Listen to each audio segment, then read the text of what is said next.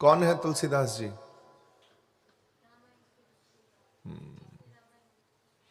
जिन्होंने रामायण लिखी। कुछ लोगों को नहीं पता होता, तुलसीदास जी जो हैं उन्होंने हनुमान चालीसा भी लिखा, रामायण भी लिखी। तुलसीदास जी की जो रामायण है, कौन सी रामायण है वो? रामचरित्र मानस, जिसका घर घर में पाठ होता है। हिंदू सनातन धर्म में पाठ रामायण का चलता है। वो कैसे भगवान के पीछे लगे, मैं आपको उनकी थोड़ी सी ले चलता हूं यात्रा पर। जब वो अपनी पत्नी से बहुत प्रेम करते थे, उनकी पत्नी जो है वो अपनी पत्नी से बहुत लगाव करते थे, पत्नी के बिना रहते ही नहीं थे, एक दिन भी नहीं रहते थे, बस बीवी बीवी बीवी बीवी, पत्नी पत्नी पत्नी। एक दिन वो अपने मायके गई, और जब मायके गई रहने के लिए, एक रात किसी खास काम से तुलसीदास जी को उसने कहा कि बहुत जरूरी है स्वामी, मैं जाना है मुझे। तो उन्होंने कहा जाना है स्वामी, मेरे को आज्ञा दीजिए, मेरा जो मुझे मैसेज आया है, मेरे घर में बहुत जरूरी काम है जो मुझे ही जाना है। स्वामी कहने लगे मैं भी चलूंगा। बोले ना स्वामी, अच्छा नहीं लगता, मुझे ही बुलाया है तो मुझे ही जाना है, कृपा करें मुझे जाने दें।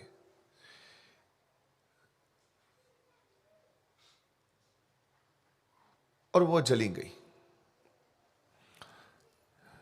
शाम हुई, तुलसीदास जी से बेचैनी होने लगी कि बीवी चली गई है, बेचैनी होने लगी। ये भी पहुंच गए पीछे पीछे, नदी पार कर ली। और नदी भी पता किससे पार करी? मुर्दा था वहां।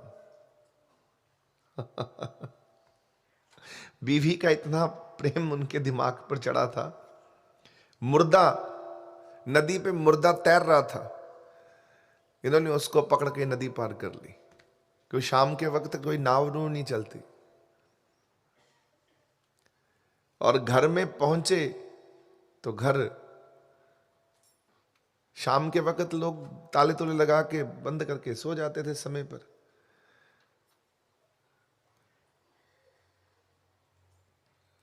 और ये सांप को पकड़कर ऊपर चढ़ गए। रस्सी समझ ली इन्होंने। ऐसे पति का इनके दिमाग में, इनके पत्नी का इतना प्रेम चढ़ गया था कि बस कुछ नहीं सूझ रहा था। बीवी दिख रही थी, बस बीवी के पास पहुंचना है। जब बीवी के पास पहुंचे, बीवी ने देखा है स्वामी इस रात इस समय तुम पा गए। और तुलसीदास जी ने कहा कि मैं तेरे बिना रह ही नहीं सकता। और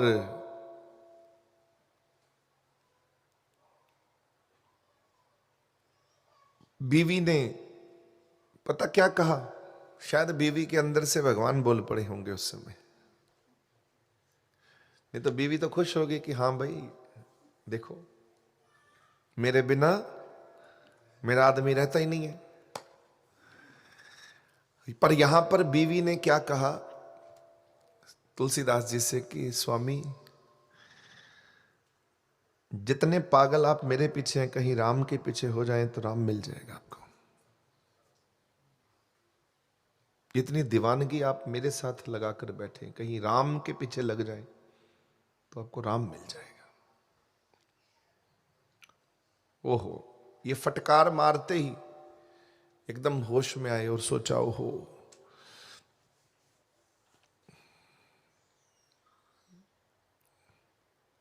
धक्का लगा, रोने लगे।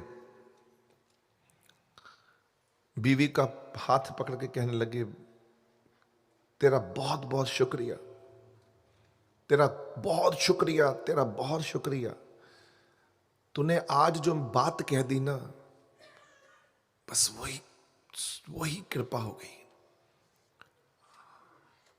आज के बाद तूने मुझे जगा दिया, तेरी बड़ी कृपा है। अब आज से मैं राम राम ही करूंगा बस, और राम के पीछे भागूंगा। और तब से ये राम के दीवाने बन गए। राम कहां हो तुम, राम कहां हो तुम, सब छोड़ छाड़ के चले गए। और रोज सुबह उठकर परमात्मा का ध्यान करते, राम को पुकारते, राम कहां हो तुम, राम कहां हो, राम राम राम राम राम राम होने लगा। अब राम राम करते करते इतनी दीवानगी आ गई कि एक पानी का बर्तन रखते पास में और भक्ति करते, राम राम राम राम राम राम राम राम राम, कहां हो तुम, कहां हो प्रभु राम, तुम कहां हो, मुझे मिलना है तुमसे। इस तरह से और दीवाने हो गए, सब छोड़ दिया। बीवी का पता नहीं, किसी का पता नहीं, कुछ नहीं पता, बस एक राम का पता कि राम क्या है। अब जो बर्तन साथ में रखे होते पानी का, जहां ये करते थे, स्टिल इसको ठीक करो पुत्र, तो जो ये करते थे अभी ठीक है।